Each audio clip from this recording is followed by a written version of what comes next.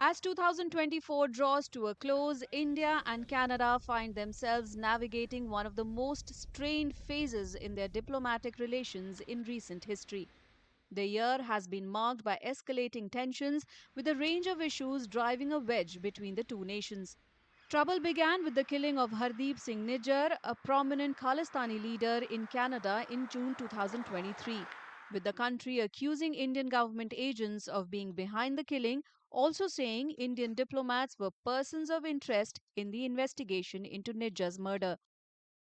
India quickly retaliated, accusing Canada of not doing enough to prevent what it called a targeted killing, an act that fueled long standing concerns over Canada's handling of Sikh separatist elements on its soil. The incident set off a chain reaction, with India expelling a Canadian diplomat in retaliation. Canada followed suit, sending back an Indian diplomat. India-Canada relations have really gone south because of Canada Prime Minister Trudeau's policies and his approach towards India.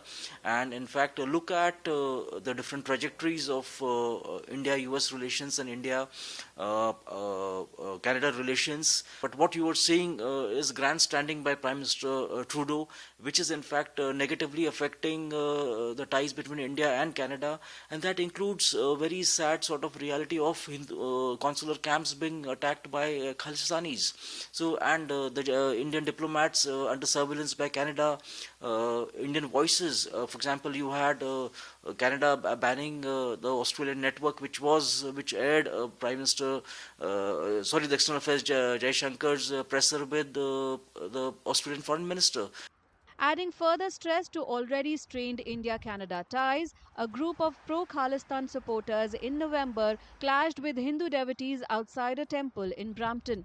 The attack that took place during the visit of Indian consular officials to the temple was condemned by Canadian Prime Minister Justin Trudeau.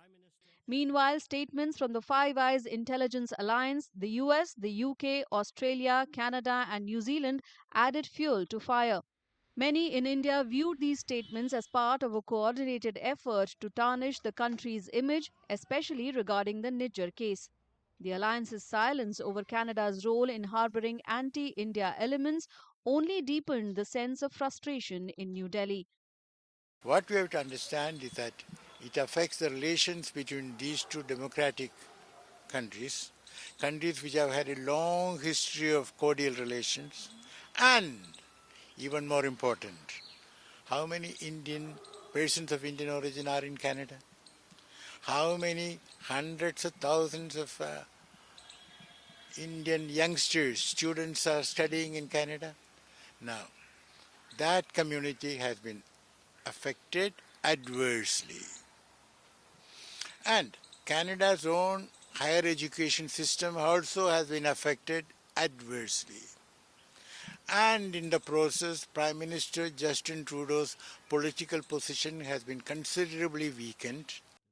The economic ties, once a cornerstone of India Canada relations, were also affected, with trade talks slowing down amidst the diplomatic standoff. Yet, despite the tensions, both nations have indicated a willingness to de escalate and re engage diplomatically in the coming year.